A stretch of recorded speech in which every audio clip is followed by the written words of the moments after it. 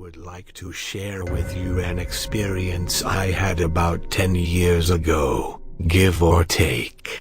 I learned several years after this incident. What happened to me is what doctors call sleep paralysis. I say they're full of shit. It really happened. I do not use drugs outside of caffeine and nicotine. I do not drink alcohol of any sort. So, this was not a hallucination caused by either of the two. Nor do I have any mental issues that I know of. Let's make that clear. Going back about a year before this incident. At that time, I was really into ghost hunting shows. I watched and recorded any and every show I could find that was about a team of ghost hunters investigating haunted places. Some were really good and others just sucked. No disrespect. I remember watching an episode of Wait, in order to post on here, I can't use any real names, places, or addresses. Okay, let's see if I can do this. I remember watching the show where the lead hunter guy is a muscle-bound jerk who don't like bullies, but, in turn, is one himself. He orders his crew around like he owns them and they follow him blindly like sleep. I think you know the one. It's a good show, at least it used to be. Anyway, they were investigating. Oh shit. Here we go again. Clears throat. They were investigating a bar owned by an old country singer, located in one of the southern states, who wrote a semi-popular song about a girl. Everyone in the paranormal community says this place is truly haunted. Okay, now that's over with. Back to the story.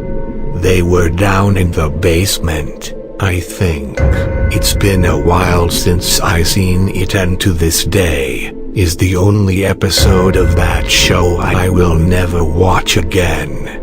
They were talking with some guy about what goes on there, when up in the left top corner of the screen, there appeared a shadow figure wearing a cowboy hat standing in the doorway. At this time, in the show, they stopped the film and pointed out that when they were actually down there, they didn't see this figure and only discovered it while reviewing the footage. I was naive back then and didn't really know much about the paranormal. I figured, it's a TV show, what harm could it really do? Boy, was I wrong. I now know that ghosts, entities, or whatever you want to call them, can follow you home from places and are made up of energy and can travel through any energy source they want, and one did. Now that I've given you the backstory to this story, let's proceed with the reason I'm actually writing this. Many years before this incident, an old friend of mine, back when I was 11 or 12, who I met through playing baseball in the same team. Anyway, he had recently bought a house and was looking for someone to just give his old trailer/mobile home to, which is where this incident happened. We had lost contact over the years, but unbeknown to me, he had kept in contact with my father. My father gave him my number. He called me up and made me an offer I couldn't refuse. A free trailer, just pay a lot rent. Oh hell yeah, I'll take it. The trailer was old and needed work. but it was a good deal. I moved in, did some minor repairs, and couple weeks after that, I invited my father and stepmother over for dinner. My stepmother is what she calls an old soul. She can sense when things are not right with universe.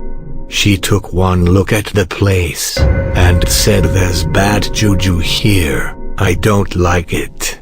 Every time she came to visit, she was nervous. She wouldn't sit still, always looking down the hallway.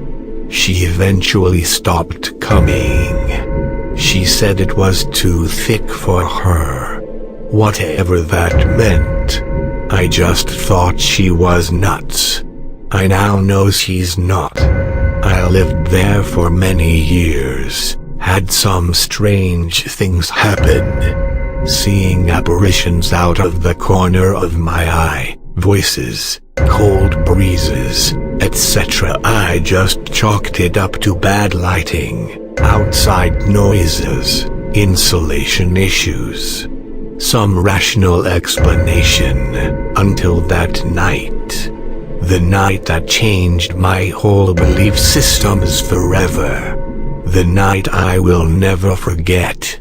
I was laying in bed, asleep on my back, like I always do, when I woke up and noticed a black figure standing in the doorway of my bedroom. The hallway light was on. I always leave it on, in case I need to make a bathroom run late at night. The light from behind the figure showed it had a head, 2 arms and 2 legs, but no eyes. It was just standing there. I blinked a couple times to make sure I was seeing what I was seeing, and sure enough I was. Only this time, when I looked at it, it was wearing a cowboy hat. The moment I realized that, I physically saw it jump from the standing position in the doorway over top of the bed and land on top of me. My body became stiff, unable to move. Out of my peripheral vision, I could see my wife lying next to me. I tried to scream, but nothing came out. I saw the figure sitting on top of me. It reached its hands down into my chest and started squeezing my lungs. I couldn't breathe. It was squeezing the life right out of me. There I was, gasping for air, paralyzed, and unable to make a sound.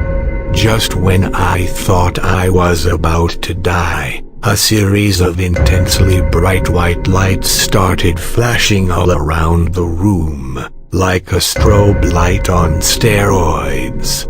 I closed my eyes to shield them from the lights. It was that bright. All of a sudden, my body jerked a couple times like a convulsion and then stopped. I opened my eyes and it was gone. I was able to breathe again. I lied there, heavy breathing for a good 20 minutes, too scared to move. When I finally got the nerve to try, I slowly moved my right hand over to my nightstand. Still shaking from fear, I grabbed my phone to check the time. Like I always do when I wake up in the middle of the night. The time was 3:48 a.m., the witching hour. Needless to say, I did not go back to sleep that night. I cautiously got out of bed, so not to wake up my wife, and turned on every light in the house. Every single one, including all the bedroom lights. How my wife stayed sleeping, I don't know, but thankfully she did. I made a pot of coffee, grabbed my Bible and sat at the dining room table, drinking coffee, Bible in hand, until the morning came. I must have smoked at least a pack and a half of cigarettes in that 3-hour span of time. I'm good with that. I'm still alive. I asked my wife if she had seen or heard anything strange the night before. She said no, and I left it at that. I didn't tell her what had happened, and I still haven't. She probably wouldn't believe me anyway. My wife and I stayed at the trailer for about 2 months after that. When we got the opportunity to rent an actual house, we took it. We packed all our things and moved out.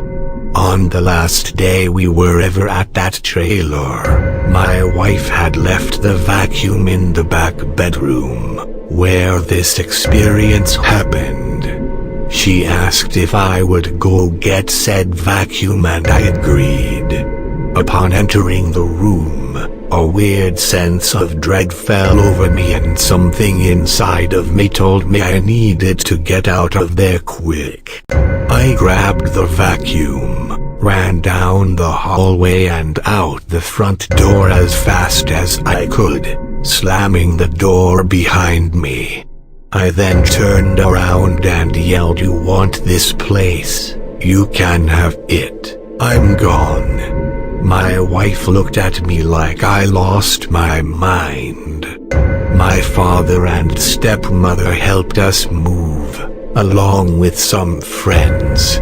My stepmother insisted that we drive all the vehicles that contained our belongings over bodies of water to block any of the bad juju from coming with us to the new house. We didn't have had no bad experiences in our new house. Aside from a few really bad dreams I had the first couple nights we were there, about the trailer, but that was it. Well, that's my story. I don't really care if you believe me or not. I know for a fact